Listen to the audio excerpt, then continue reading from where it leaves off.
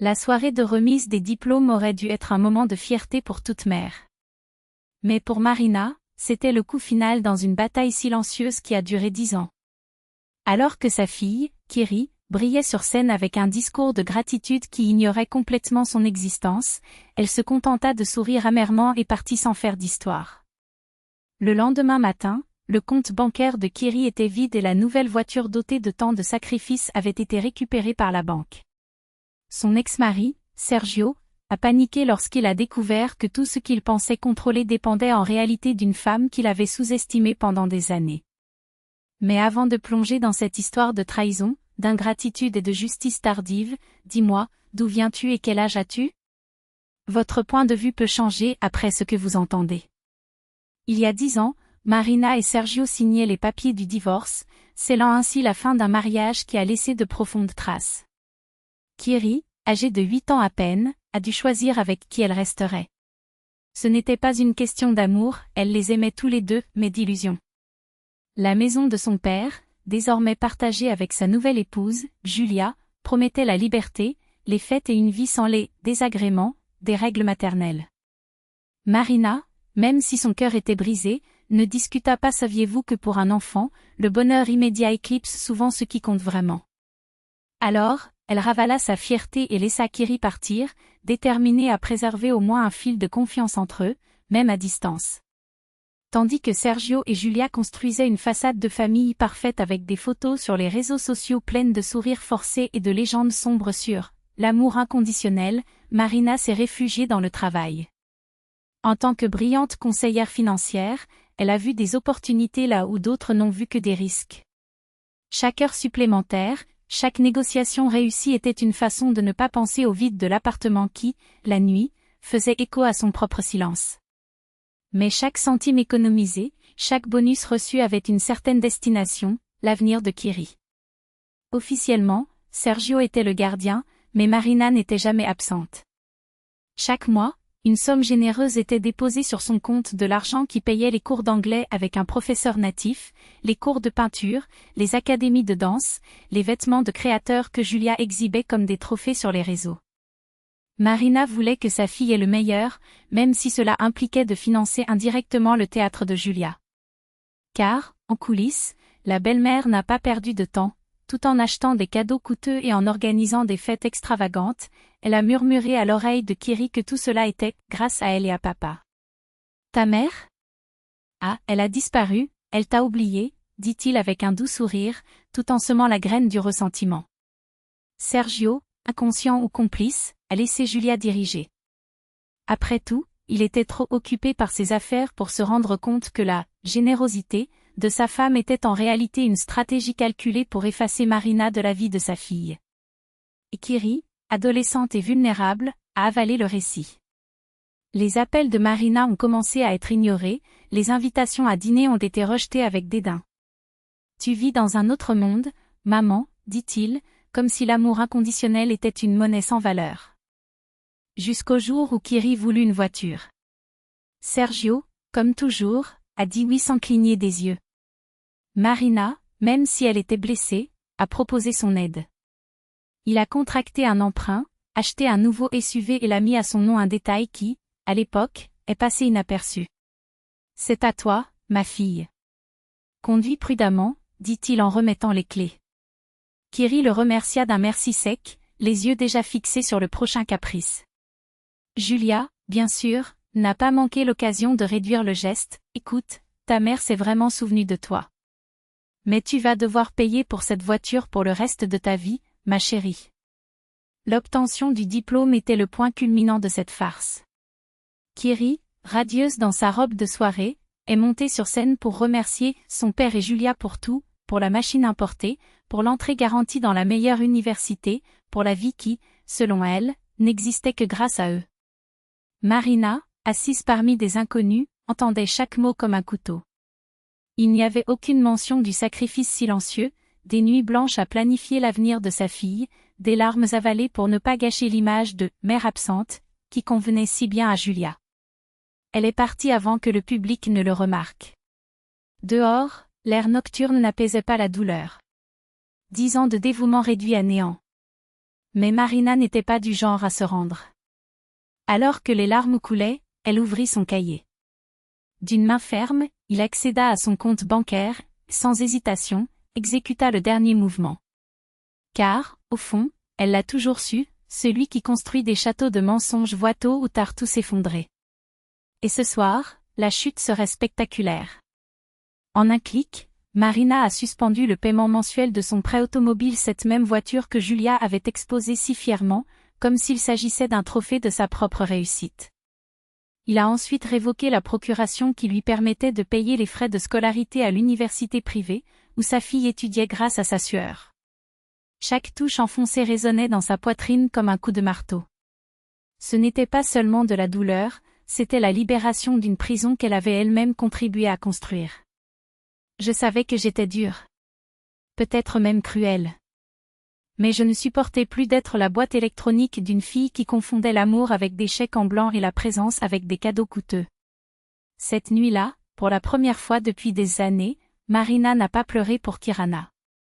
Elle pleurait pour elle-même, pour la femme qui s'était anéantie au nom d'un lien qui n'existait que dans un sens.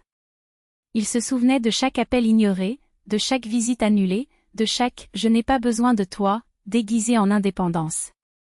Elle se souvient comment, après le divorce, Kirana avait choisi de vivre avec son père, et comment elle, Marina, avait ravalé sa fierté et accepté, convaincue que le temps ramènerait sa fille. Mais Julia, la nouvelle épouse de Sergueï, était passée maître dans l'art de tisser des illusions. Avec des sourires sucrés et des gestes calculés, il avait transformé Kirana en une marionnette qui ne voyait que la générosité de son père et de sa belle-mère, tandis que sa mère, véritable pourvoyeuse, était réduite à une signature au bout des factures.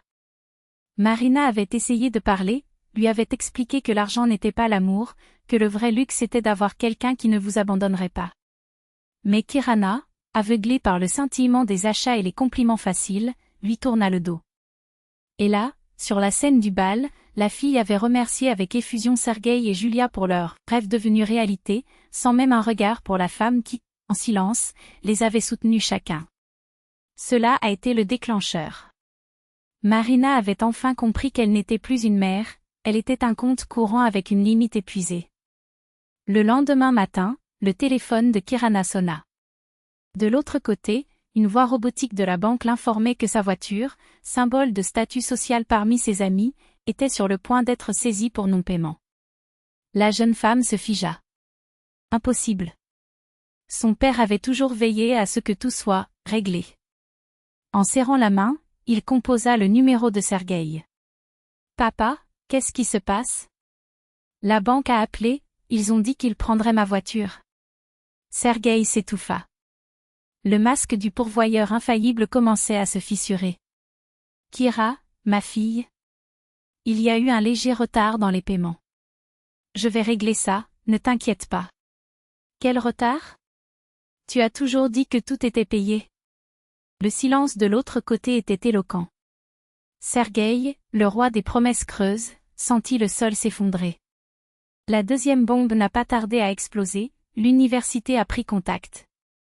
Son contrat d'inscription avait été suspendu pour non-paiement. Kirana courut vers Julia, les yeux brûlants de panique. « Tu as promis que tout irait bien. Que se passe-t-il avec mon collège ?» Julia, dont la douceur était aussi artificielle que son sourire, laissa tomber son masque. Son visage se tordit entre le dégoût et l'irritation. « Je n'ai rien promis. Vous êtes déjà adulte, préparez-vous. » Et il conclut en jetant le blâme comme un couteau, « Demande à ton père. Ou plutôt ta mère. » La nuit était pleine de cris. Julia, habituellement si contrôlée, a commencé à maudire Sergueï, l'accusant d'être incompétent. Kirana, enfermée dans sa chambre, entendait chaque mot comme un coup. Jusqu'à ce que finalement Sergueï, désespéré, compose le numéro de Marina. La voix, auparavant pleine d'arrogance, tremblait maintenant d'un ton presque suppliant. « Marina. Écoute, Kira a des ennuis. La voiture, l'université. Tu ne pouvais pas. » Le silence qui suivit fut perçant. « Sergueï, je suis surpris que tu aies encore le courage de m'appeler. » Le calme de Marina était plus terrifiant qu'un cri. « Je viens de me retirer du jeu. Et si vous, les héros, résolviez ce que vous avez commencé? Mais c'est ta fille. Ma fille? Un rire amer s'échappa. C'est aussi ta fille, n'est-ce pas? Après tout, c'est vous qui lui avez tout donné, n'est-ce pas? Et avant que Sergueï ait pu réagir, ou est-ce qu'au fond, ils ne m'ont donné que ce que j'avais payé? Le clic du téléphone résonnait comme une phrase. Sergueï restait là, abasourdi, écrasé par la vérité. Pendant des années, lui et Julia s'étaient nourris de la générosité de Marina, se déguisant en bienfaiteur. Désormais, sans son coussin financier, sa mascarade s'effondrait. Kirana fit irruption dans la pièce, les yeux rouges de colère. Ce qui se passe? Pourquoi maman ne veut-elle plus aider? Sergueï baissa la tête, vaincu. Elle ne veut plus payer. Il a dit que c'était à toi maintenant. Mais tu as promis. Julia a promis. Avec un soupir, Sergueï regarda sa fille vraiment, pour la première fois depuis des années. Kira. Je dois te dire quelque chose.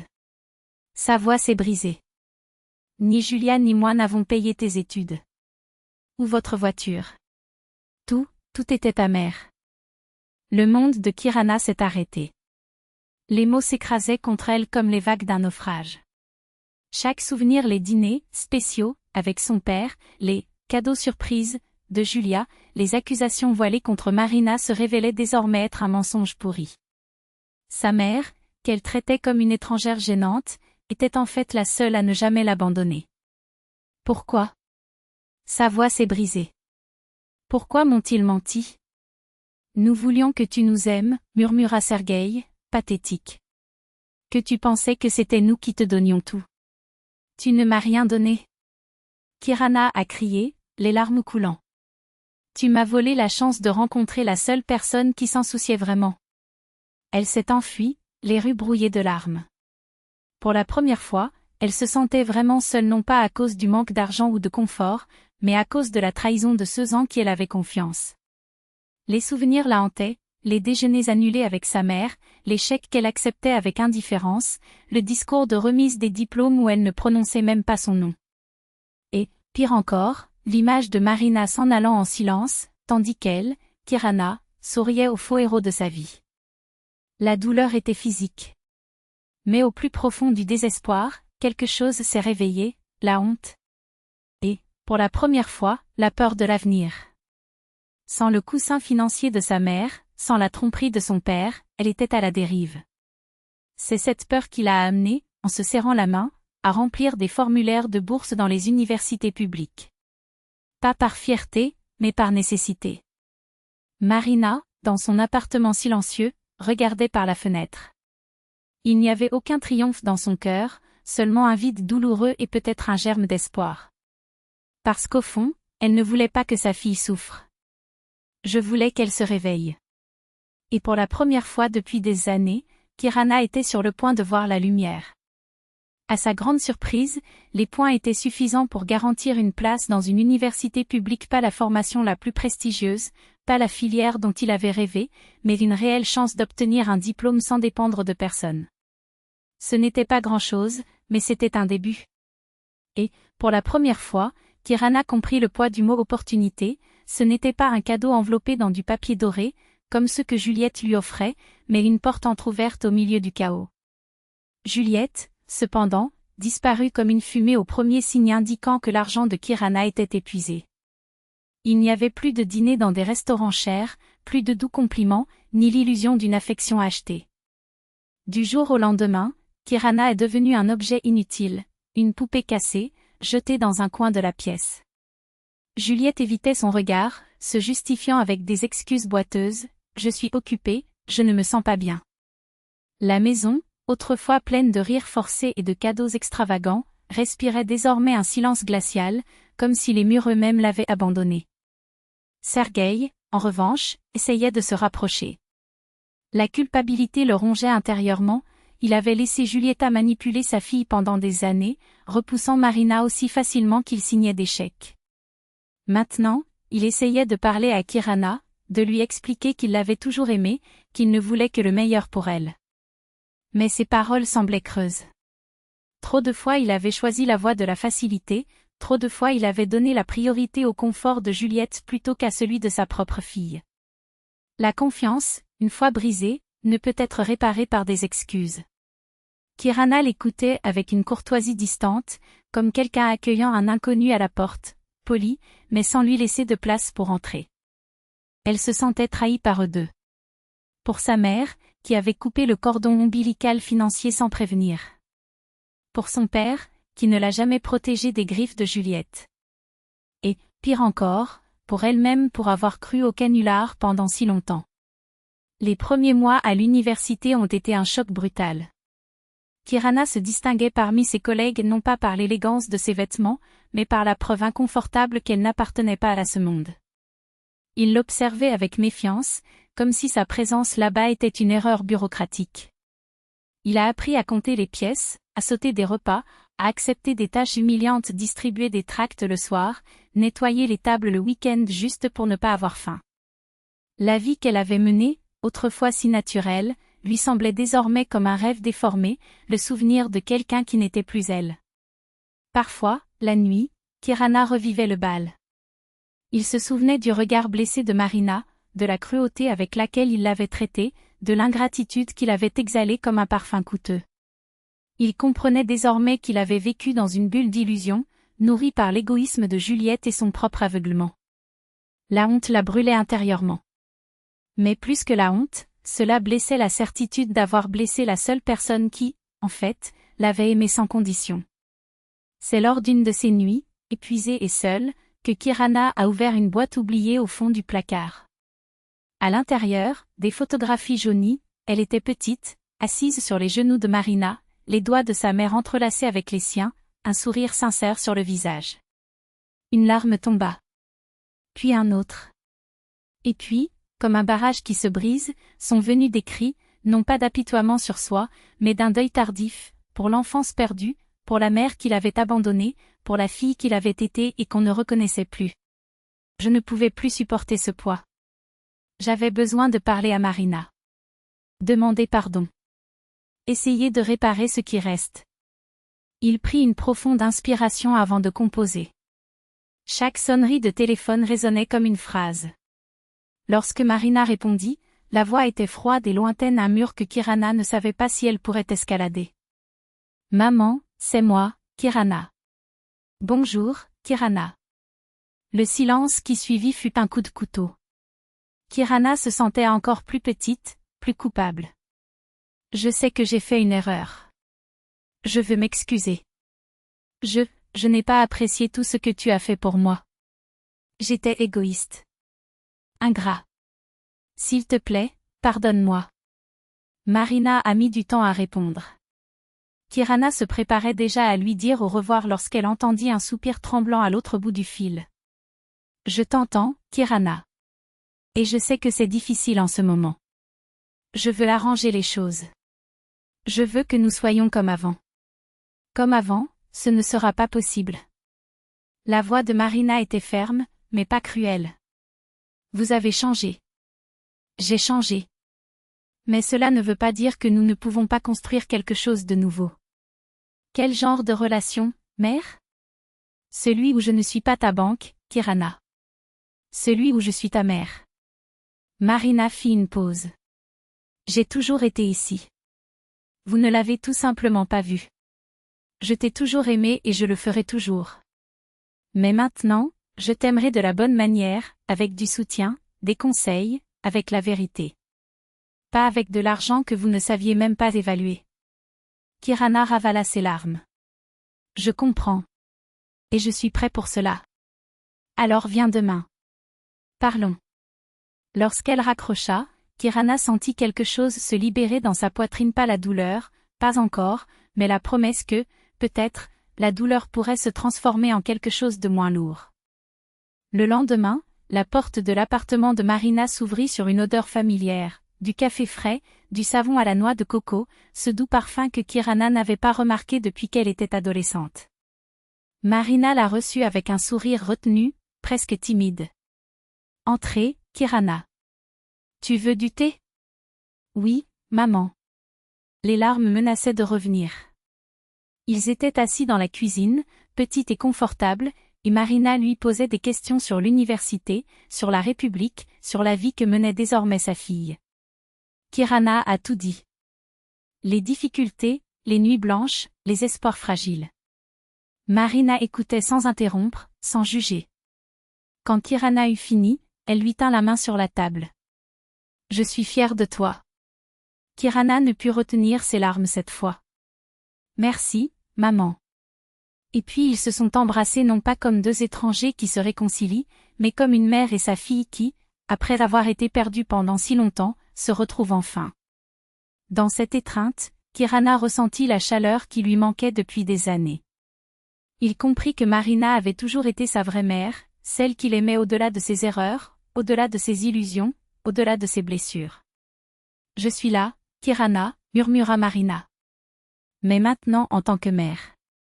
Pas en tant que banque. » Kirana rit à travers ses larmes. « Je savais que c'était le début d'un nouveau chapitre. Une vie dans laquelle elle devrait apprendre à marcher seule, à valoriser ce qu'elle avait, à ne pas oublier qu'il aimait vraiment. Un chapitre dans lequel l'indépendance ne serait pas une punition, mais un acquis. Et, pour la première fois depuis longtemps, j'étais prêt à l'écrire. À partir de zéro. Seule. Mais pas vraiment seule, car désormais elle avait sa mère à ses côtés. Non pas comme béquille, mais comme port. Non pas comme une obligation, mais comme un choix. C'était tout ce dont j'avais besoin pour commencer.